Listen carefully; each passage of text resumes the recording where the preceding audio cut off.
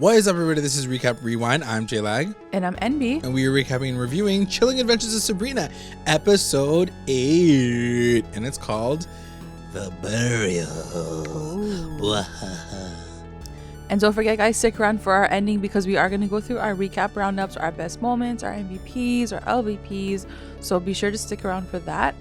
And for anyone who's just joining us for the very first time, thanks so much for coming through. Make sure you guys subscribe to the channel and check out all of our other stuff on social through recap_rewind for the most part. And for anyone who's joining us once again, thanks so much for coming back.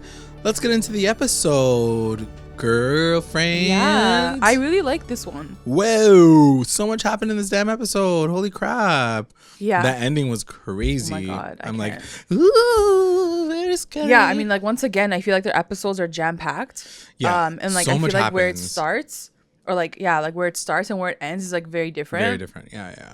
But Like, I enjoyed this episode a lot. I mean, like, it's like we've been saying, they're very self-contained, but like so much happens in this one self-contained episode. Yeah. So, okay, let's get into it.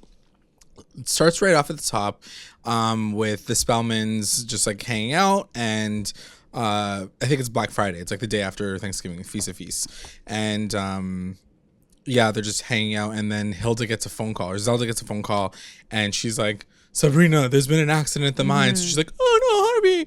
So then she runs to the mines and she's looking for Harvey, and he shows up. He's like, okay, he's fine. He's just like busted up a little bit, and he's freaking out though because he can't find Tommy. They're like, Tommy, where's Tommy? Yeah. And can't find him. So basically the entire town Is it only him and Tommy, or is it other like people that are missing as well? A lot of other people, Okay, yeah. like a bunch of miners are missing, including Tommy. And Roz and Susie kind of just show up and they want to help out. So they're kind of setting up like a soup station, coffee station, to do their part. And I think at some point in time, someone says like, I can't get through because like it's too tight of a hole or whatever. Like my body's too big. And so Susie like decides like in her brain, she's like, okay. She starts talking. I think she starts talking to herself. Yeah. She's like, true, yes. And so I thought the aunt was like telling her to do something. Yeah, I think that's the assumption, is that like her aunt is like kind of talking to her on the, like Loki on the side. And so she decides to crawl into the fucking mines. Yeah. But like no one sees her. No one sees her, and she's like, I just decided because my aunt told me that it would be a great idea. And she's like holding Tommy's helmet, and it's all crushed, and there's like blood all over it. And Harvey's like, oh God, no, my brother.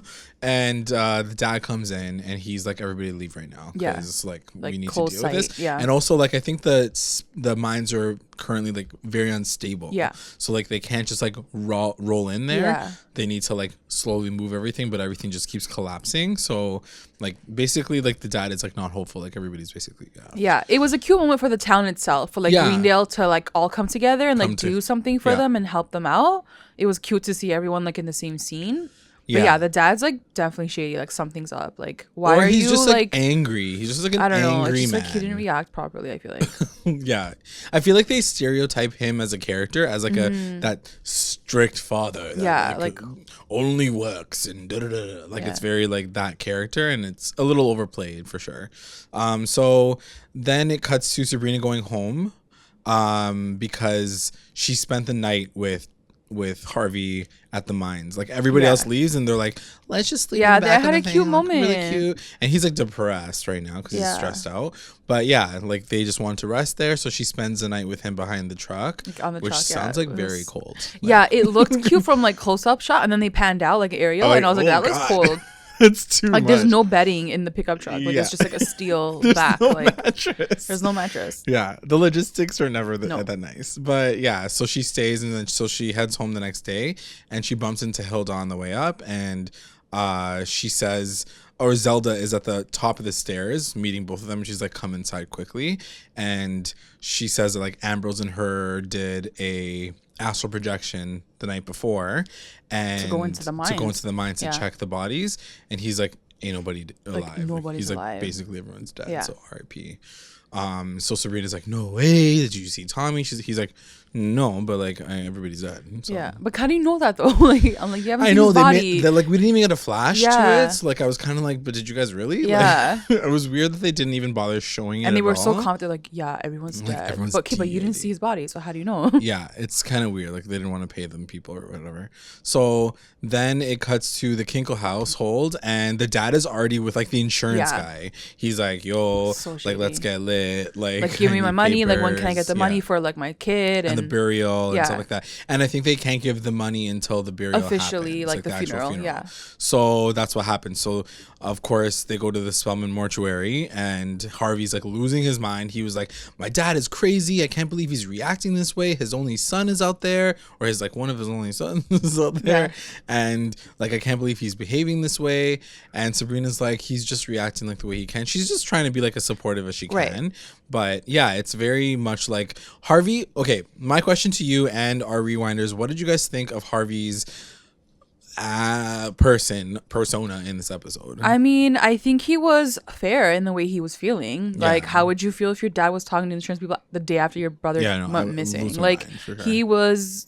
It's fair. Like, what his dad did was shady. Yeah. And I think it's just hard for Sabrina to watch all of this. Yeah. Like, knowing so much on her other side and knowing that she can't do Tommy's anything. Dead too, right, at this point. But I think he played it off well. I don't get annoyed by him. I feel like Archie's so different, because I feel like when Archie gets really heated, like he kind of gets annoying because he does something stupid. That's why. Because he'll react stupidly. But like, whereas like, what's his face? Harvey's just kind of like, I'm just upset right now. I'm depressed. So yeah.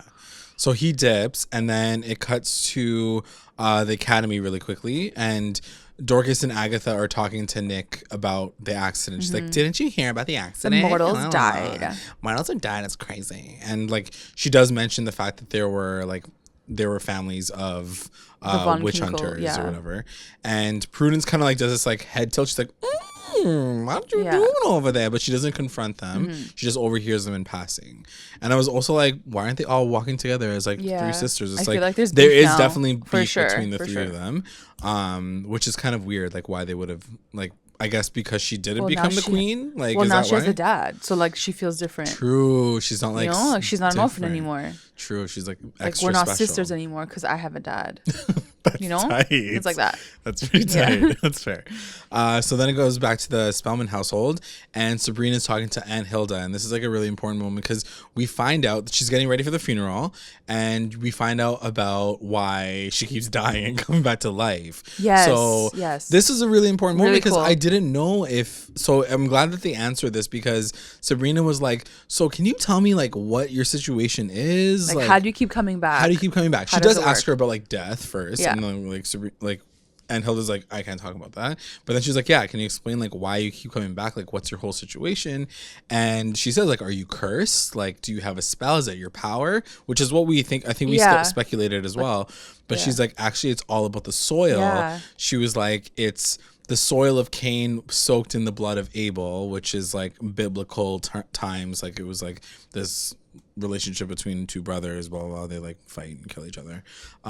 So she says like if you bury a witch in that soil, they'll come back to life. But she's like, that's only for witches. It will not work for mortals. So don't try it, bitch. Like she's like, I can see your eyeballs moving. Like don't thinking. Even do it. Yeah. And she's like, don't worry, I don't got any ideas. But she got ideas. Yeah. Though. She fucking she's got like ideas. brainstorming in her brain. Yeah. So anyway, so now we know that whole situation, which will come into play later on in the episode. So then it cuts to the funeral, and people are being like going inside. And really quickly, I want to talk about like Mr. Cerberus coming to the funeral because I feel like their relationship is starting to grow slowly, and I feel like we have to pay attention to their relationship, Hilda and Mr. Cerberus, because he comes in, he's like, yo, and like we do get these like very random moments with all the side couples. Like we get this with Lucas too, but I feel like we have to pay attention to them anyway. I just feel like they're so condensed, like they're so accelerated that like I'm supposed to feel that like there's this growing relationship between Hilda and Mr. Cerberus, but like you don't get to see it. You just see like these little tiny little and her like being excited moments, about and she's like, I guess. Ooh, okay, hey. So yeah. Anyway, I just wanted to mention that really quickly. And Wardwell, of course, is at this funeral too. And so she talks to Sabrina about the act. She's like, oh, it's so sad, whatever. And Sabrina admits, and we were right. So one of the things that she did do, she's like, I think the reason why like Harvey survived is because I put a protection spell on her after the Weird Sisters were like ready to go after him. Yeah. So that's it cuts to that moment. Yeah, it cuts to that. Where they were like she was whispering to him. And she asked her like, do you think they were responsible for this? And Wardwell's like, she's like, no, but no. And she doesn't know. She doesn't know, but also like, she's like, but also say, like, she says like, don't think about it that much. But of course she's going to think about it. And then like Roz is like singing, like this whole cast is like filled with singers. Yeah. So she's singing like this really sad, like funeral song. And then Harvey goes up to talk and he's like, my bro, like we're so sad, like it's weird because like the body's not there. I love this moment. It was so cute. Why did you like it so much? Because he was about to start crying, and then she like gave him like strength. She puts a strength spell on him. That's true. It was so cute. And this is the one part She's that like, give him strength. See the light. Yeah. I don't know the spell, but like, and then he was like, yeah, it's my brother. Yeah. Like it was so cute. Yeah, it was really so like she's still doing witchy things. She's still doing some witchy things. Yeah, like, it was cute. And he's like, ugh. Yeah. And he kind of feels better. And so he goes through the rest of his speech and then he sits down. And then it's the dad's part. Yeah, the dad goes up. I'm like, oh, jeez, here we go. Stop talking. So he gets mad. And he's like, Tommy loved the mines. It was amazing. Lies! And yeah, basically Harvey calls him out right out there, like right out front. He's like, no, he hated the mines. He hated the family thing, whatever. He only did it because you wanted to do it. And like the dad like goes off on him. Sit the fuck down. Boy, he's like the FP. Yeah. But like worse. Yeah, he definitely wants to like beat Harvey up bad. So I think he pushes him and the casket falls over and it's only his helmet, his like bloody ass helmet that rolls out because the body's not existent. And Roz like goes to pick it up. So we have to keep an eye on that moment too because it comes back in later in the episode. And Harvey like fully has a breakdown outside. He's like, it's my fault that he's dead. He's like, I found this like letter to Notre Dame when I was cleaning up his stuff and he had an offer, but he stayed for me because he like knew that, did he even play football? I was like, when did he play football? I guess he did. That was like his backstory. Yeah. But yeah, it's like he just he feels very guilty. Yeah, he feels like he kept him back in Greendale. Right, to like protect him from the dad. Yeah. And even the dad comes comes out at one point. He's like, boy, like I'm gonna fucking kill you. Yeah. And like, right before and like Harvey says something so freaking heavy, which like you would never want to hear from a parent ever. Like I wish it was you instead. Yeah. I was like, fuck, this is so bad. So anyway, so that happens and he's about to punch Harvey because Harvey's like still pissed off too. Yeah. And Zelda like does a spell to like, kind of stop him, hold his hand, and he's like, huh? And she's like, honestly, guys, why are you fighting? It's your freaking son's funeral. Yeah. Like, you should all leave. Like, go. Like, get your shit together. So he does. And, like, everyone's dipping tea for the funeral. Like, it's, like, basically like, done because the casket just fell on the ground. So, it's time to call this a day. Let's call it a day.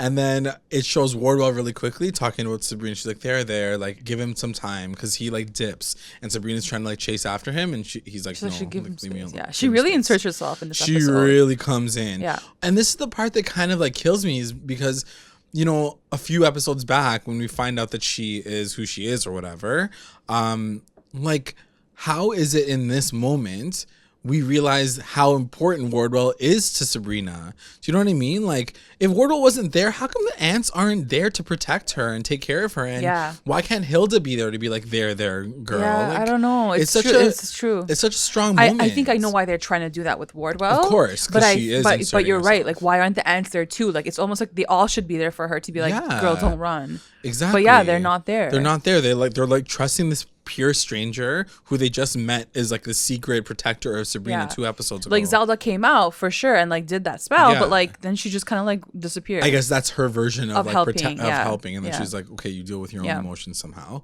So anyway, Wardwell and Sabrina go to Cerberus Books and just have like a latte or whatever. Yeah.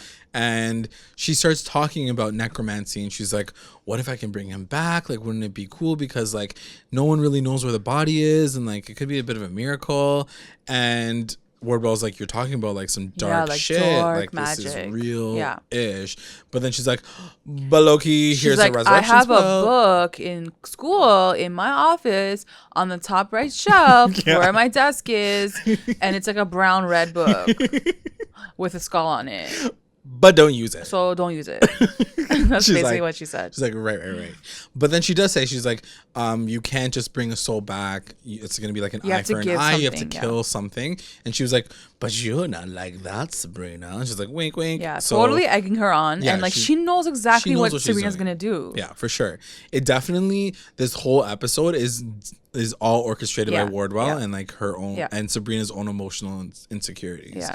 So, it goes back to the Spellman house, and Blackwood decides to show up, and he's like, I came for a visit. I want to talk to Ambrose, which I thought was such a random fucking thing to do. Like in episode 8. I guess they'll tell us more about this. I hope, because like what incited that? Like what made him like? So what he does say is he's like, Lucas is showed him his file. Okay, but why is Lucas talking about him? Like, why is Lucas saying that to him? I don't know. That's what I mean. And like, that's what I mean. I feel like, okay, the last time we checked in with Lucas and Ambrose, they like there's a spell on him, right? Like what's her name? Hilda gave him the potion for him to fall in love. There was nothing that came of that other than the fact that they like chilled the next day on the couch and watched a TV show. This episode, he's like going in and like helping his like future state situation. Like it just seems very like, what are you guys? They're missing something. Yeah, they're missing something. I mean, they're missing dialogue. That's what they're missing. Like a full out scene. Yeah, they're not having one conversation about what's going on in this whole relationship. So anyway, apparently Lucas shows him his file, and Blackwood's like, I was so taken aback. Like, what you're so smart. You're artistic. Like you did like, all these amazing Houdini things. Magic. You like you went to like all these schools. And he's like, how did you even think of blowing up the Vatican? Yeah. And you know what's funny? Like, I think I mentioned it like way back.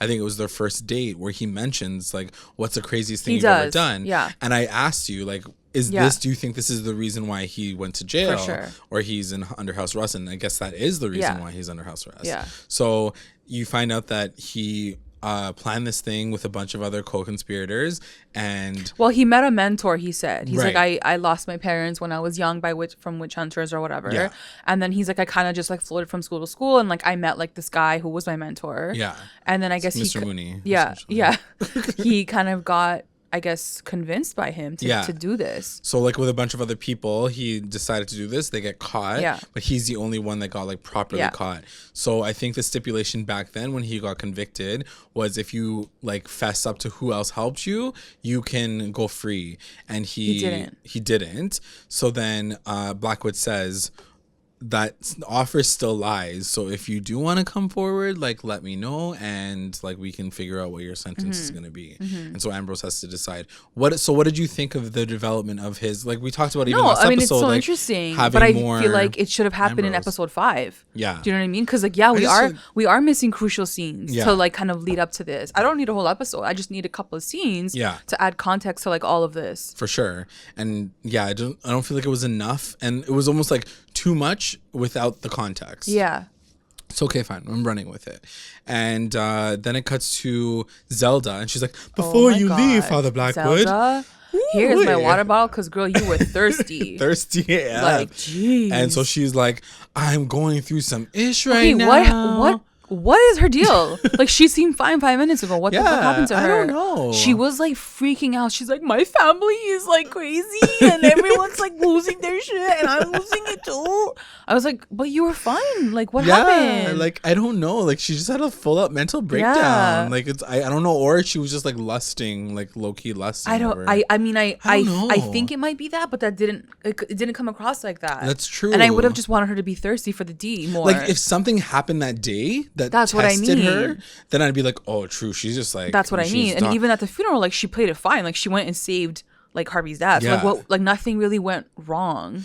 Or maybe she just like wants his attention. I don't know. Like, I'm sure it's that, but that's what I mean. Like they could have played it in a different way. Like she just sounded crazy. Yeah, she was like, my family's falling apart, but like you were fine 5 minutes ago. Your family. So she's like, I'm feeling the Church of Night. I guess it was just after that whole like feast to feast situation too. I don't know. Anyway, and he says like the Dark Lord forgives people. It's like very much that weird priesty moment. Yeah, because she's like, can I confess my like sins or whatever to you? And so he lets her, but like, then with my pants off. Yeah, he's like, kiss my hand. Basically, she has to like be on her knees. Yeah, I'm like, wow. I thought he was gonna take off like his pants. Yeah, because because first of all, she was acting very like, she's like yeah, like she's glitching out. I'm like, girl, calm down, relax. Yeah, it's so true. So then he holds out his hand, and she's like basically like making out with it, sucking his finger. And so she says all that stuff, and then he was like, let me give you penance, or like he's about to give penance, and then he starts breaking down. He's like, I don't know either. He's like, my wife has been holding out sex from me. Yeah. Like, it's so tight. Ew, that got so weird. Yeah, that's so true. Why? He's like I guess like the devil tests us too. Yeah, like she's testing me. Like she's not like letting me fuck her. Like I was like, what? It took a weird turn, and it was very weird the way he his mindset went, because he was like, it's so unfair for her to do that to me. Yeah, of course. Like it's very and it's like she's going against her religion. Yeah. But also the point of where he said it was disgusting too. Yeah. Like here she is like confessing herself to you and like asking you for advice, and like you're using this moment to be like, yo, like I'm need horny. Sex too. Like let's fuck. Yeah. So he kind of took advantage of her vulnerability too in that moment, but they both give into it. Do we know that they had a past at this point? Like this isn't the first time they hooked up. Right? I don't think we know that, but I feel like they do have history. They must. Yeah, they must have history. Yeah. They know each other too well. There's too much sexual tension between the two of them. Like this went from a confessional to like a fucking sex scene. So it's pretty intense. Yeah. So anyway, they start making out and they have sex. What it's implied. Yeah. We don't see it. Then it cuts to Susie at home and her aunt Amelia Earhart. Susie at home sounds like a fucking like TV show. Susie at home. Susie in the bedroom getting visited by her freaking Amelia Earhart freaking aunt. So I guess this ghost situation is a real It's thing. real. Her aunt's like creeping in on her life. Yeah. But what is this storyline? I don't understand. I think it really is Wardwell. I think she's like fucking with her. Yeah, I feel like definitely she can't be real. Sorry, a big thing for me was that the fact that the ghost called her a boy. Yeah, I was like, that's kind of rude. And I feel like Wardwell probably is like the voice of her as like a ghost. She's like, good job, boy. Yeah, I'm like, why would your great aunt call you like boy?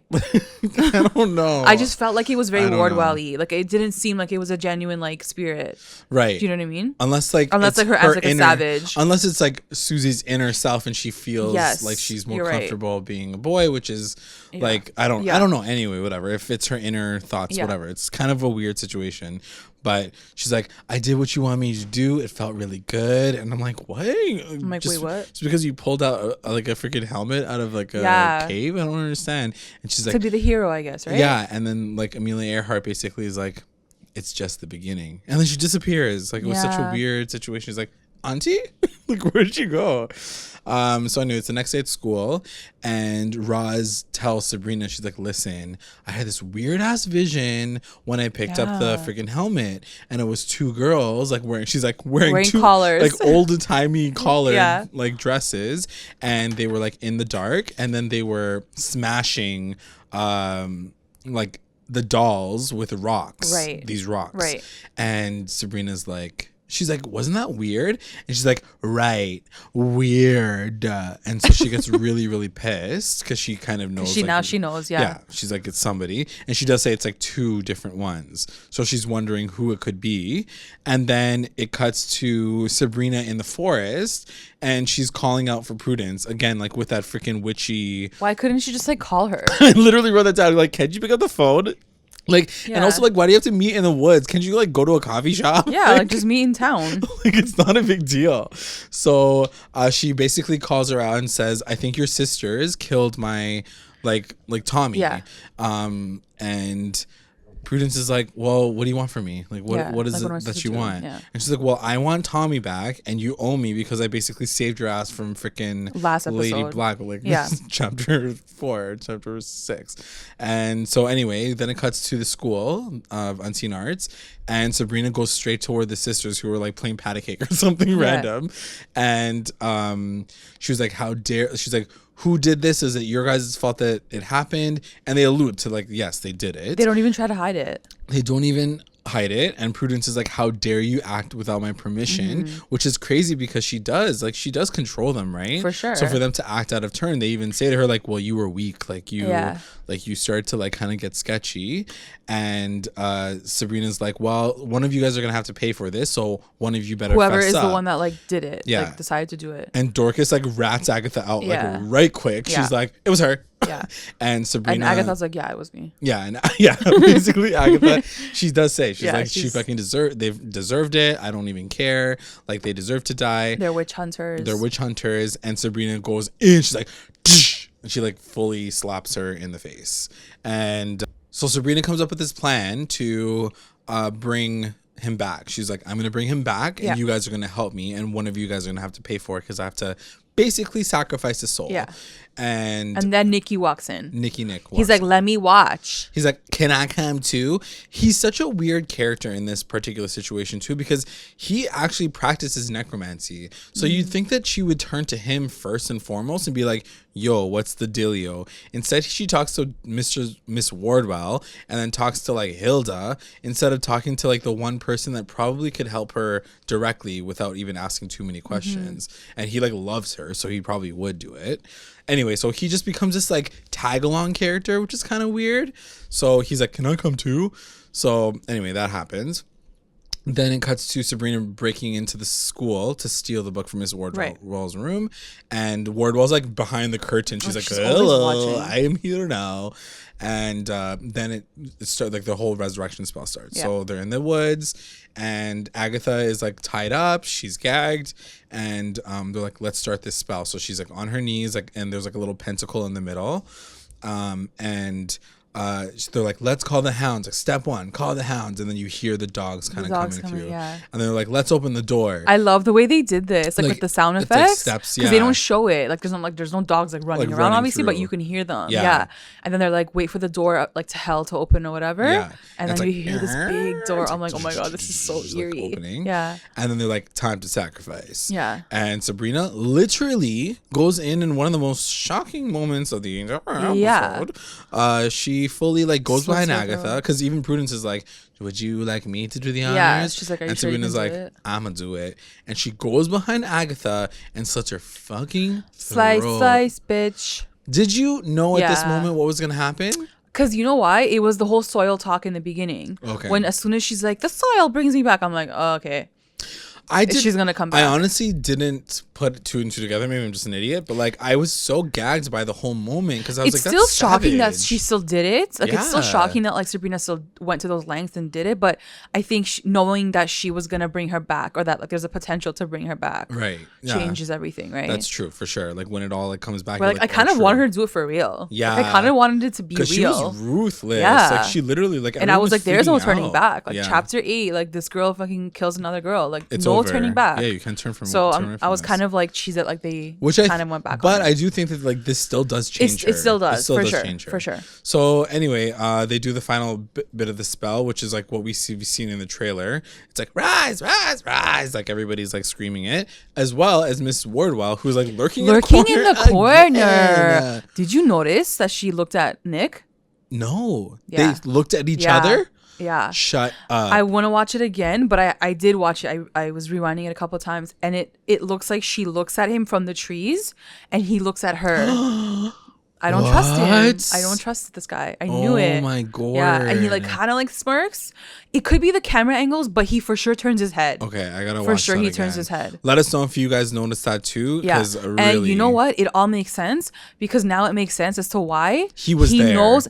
Why he knows necromancy. And why he knows all this shit. And why he knows Edward's books. She probably gave it all to him. Maybe. Like I feel like he's working for her. Or maybe he doesn't realize he's working for her. I don't know. That kid, I just never trusted him. It's those dark eyes. Those Nick. It's that name. Nick eyes. Yeah. Nick the never dick. Trusted Nick. But so anyway, that happens, but nothing happens right away. They're like, okay, we're gonna have to wait 13 hours. Okay. 13 hours, right? For Tommy. And so then it cuts to the Spellman household again, and they go and take They take Agatha's body to like their property, and they bury her body into the Garden of Cain. And that's supposed to be like 13 minutes. 13, yeah.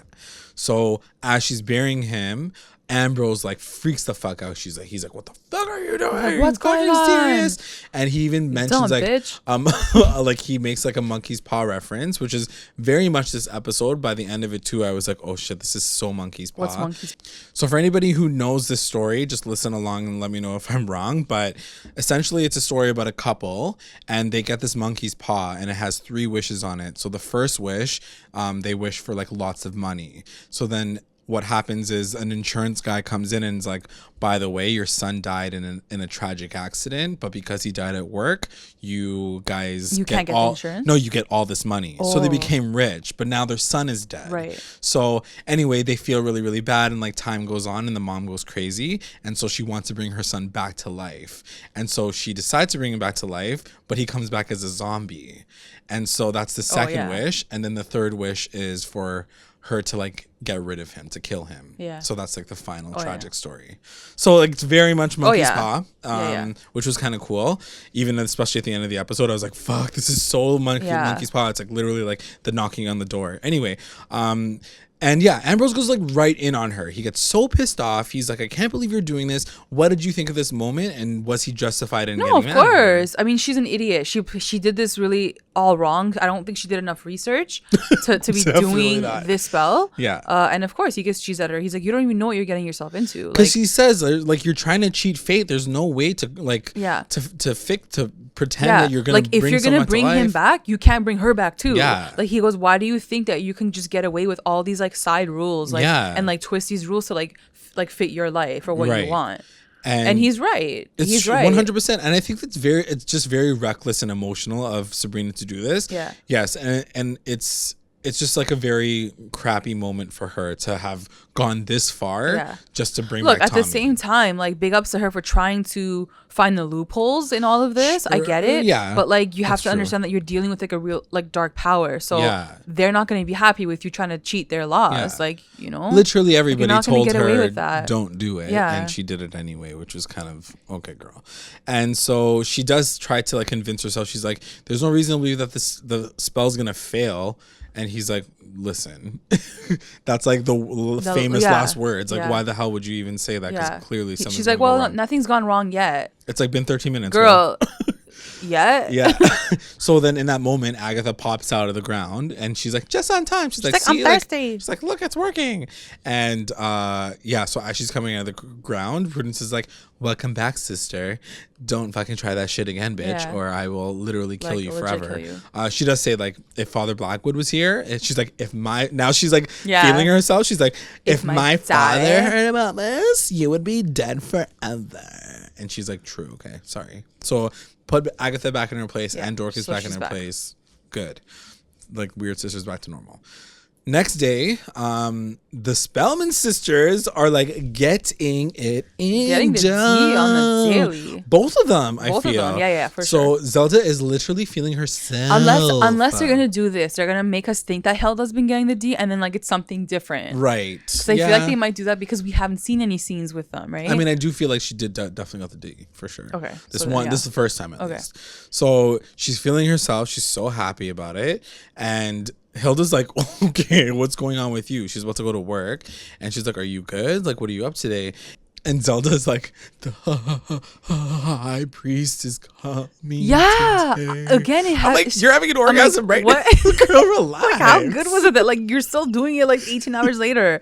No, like she was. I feel like the actress was like overacting. Yeah, like, she's a little extra. Like, oh, high priest. She's like, I'm like, what is like? Yeah, I'm like, okay, relax. He's not even here. Like you've been missing the D that bad. Yeah, and his D might not be that. I mean, it might be because he's some devil D. He's done like to everybody. And, like, true. Had a lot of like wifeys on the side, so maybe. So anyway, and even Hilda, she's like, yo, don't wait up for me. You don't have to set a plate for me because I'm gonna be out too. Yeah. So like she's getting it in with for dessert. I feel like she's also getting it in with. Okay, Mr. so they're both on getting the side, it in. for real. feels.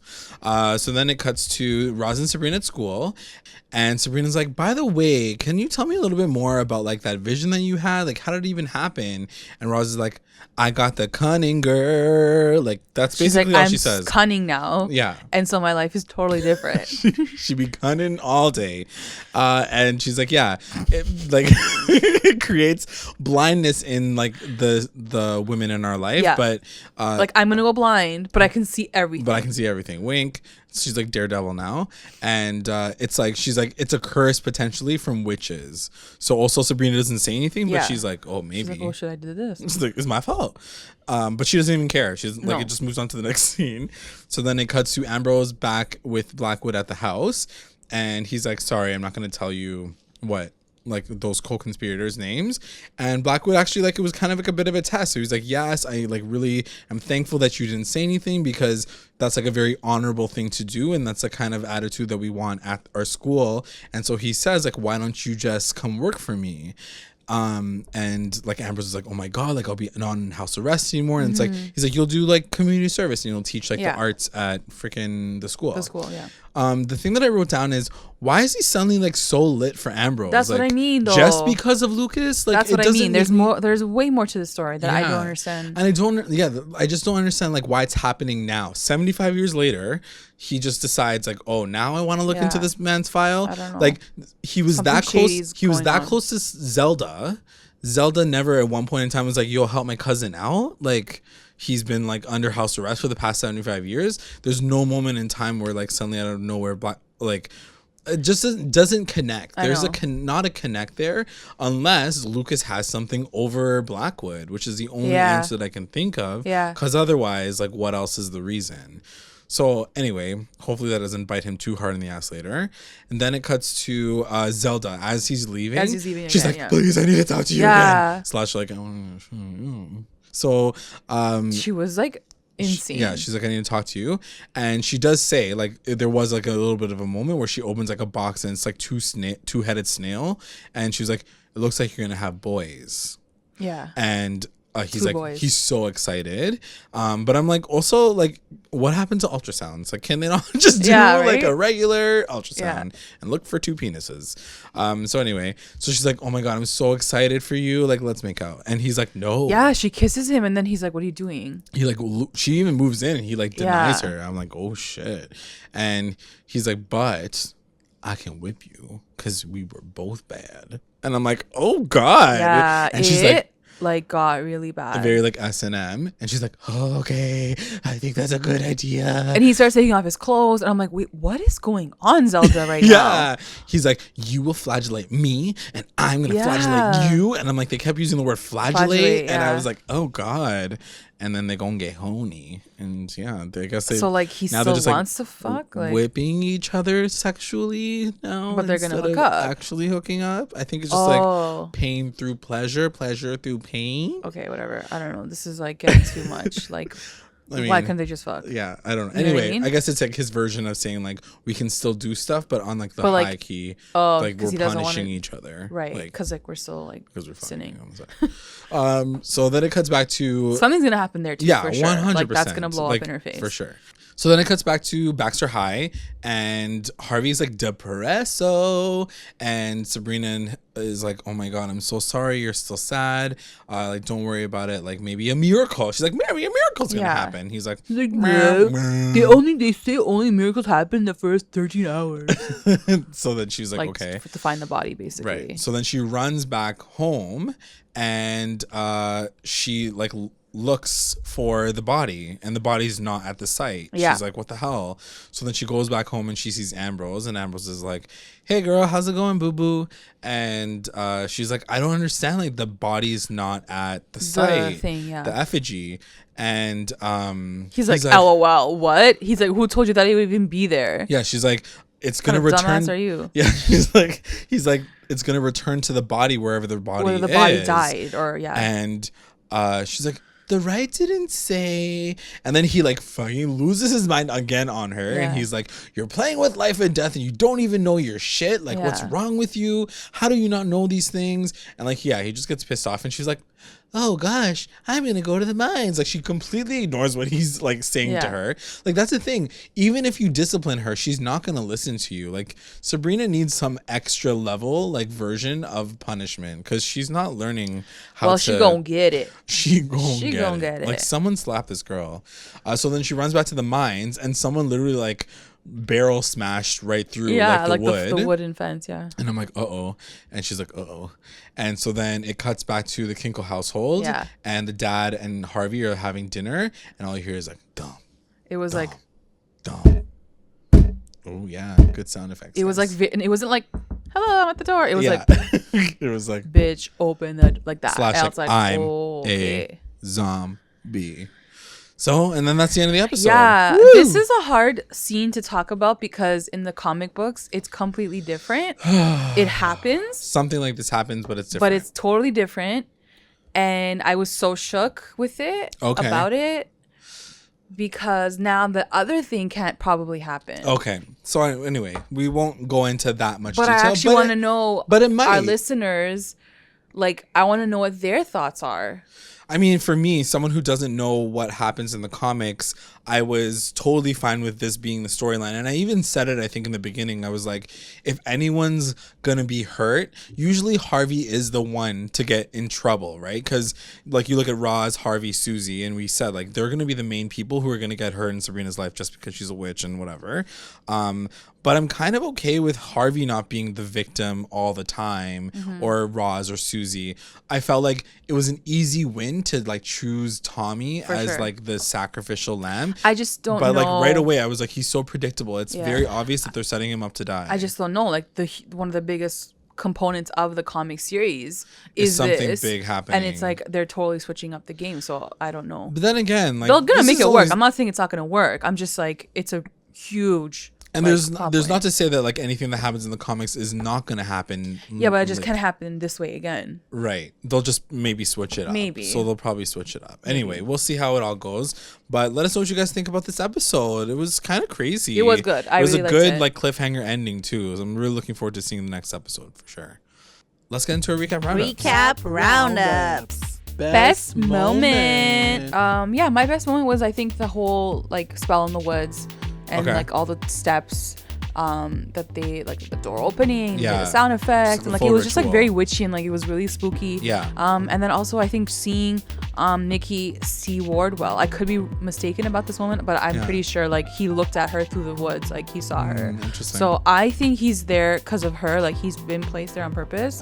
But I don't know. I guess we'll see. That'll be interesting. My best moment is going to Sabrina giving the Schlappa McGee to Agatha. Yeah, for sure. Little slaps the giving. Slice, right? Yeah. Oh, the slap. The slap. Oh. Because I was like, yes, bish, like you deserve it. And yeah, I just like that.